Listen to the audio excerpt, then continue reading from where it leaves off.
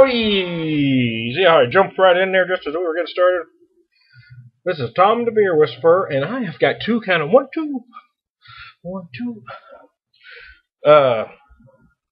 IPAs I want to do for you today. One is Boulder Mojo Risin' double IPA. I've got my mojo working, but it just won't work on you. I digress. Mojo, what can you say? This is a big one. 10%, I guess. Your website doesn't mention IBUs. I think I read somewhere it was about 100-ish. So we're going to go with that. I know she's a 10%er though.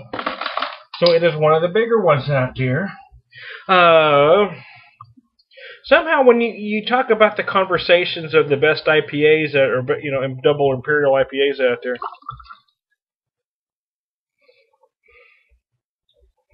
I don't usually hear this one in the conversation for some reason, and it's always been one of my personal favorites. I like it a lot. I'm not sure why. You always hear the Hop Slam comes up. Lately, folks have been talking about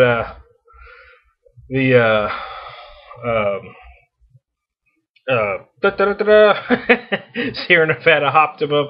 Heady Topper is always in that conversation. Dogfish Head comes up. But I don't usually hear folks talking about the Boulder Mojo, and I'm not sure if it's because, maybe it's not available to some of the real beer geeks that are talking about it. But I like it. It's got a kind of a hazy orangish color, if you can see that.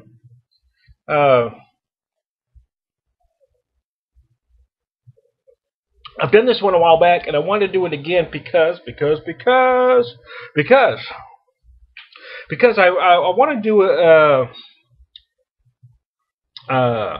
with the Risin'Imperial. I'm not going to do them back to back. Sometimes you see me pour 2 beers. I'm not going to do that. I'm going to drink this one, then I'm going to do that one. But I wanted to kind of compare them close enough where I can kind of compare tasting notes in my mind with the Risin'Imperial's Big Eddy Imperial IPA. Oh. I do like this one a lot. Again, and I don't know why it doesn't get in the conversation. So, if any serious beer folks watch this, let me know why you don't think this one gets in that conversation, or why maybe you don't think it deserves to be in there. Or maybe, tell me if you think it does. It has a bigger malt presence than, say, Hop Slam, for instance. I do have a Hop Slam bottle here, if I can get it without breaking something. There's a Hop Slam bottle. I was able to drink this one this year only because Tom Shipman sent it to me. Otherwise, I wouldn't have been able to get one. It came out in Springfield, Missouri in mid-February. It was right at the same time that my son was sent to St. Louis Children's Hospital when he was first diagnosed with leukemia. By the time I got back here, it was already gone. So I wasn't able to get any. But anyway, it has a bigger hop presence than the Hop Slam, because the Hop Slam says right here on the bottle, ale brewed with honey. Honey, beer geeks don't like adjuncts in beer, but honey you somehow are able to get away with. A lot of bigger brews will add honey, and nobody really cares too much. And that might be why this one sort of gets out of that conversation. It does have a much bigger malt presence, and some like that thinner body coupled with the high hops, and then you feel that hop more. But you do feel a lot of hops in this one. And personally, I like that larger malt presence, which is why I've been a fan of this one forever.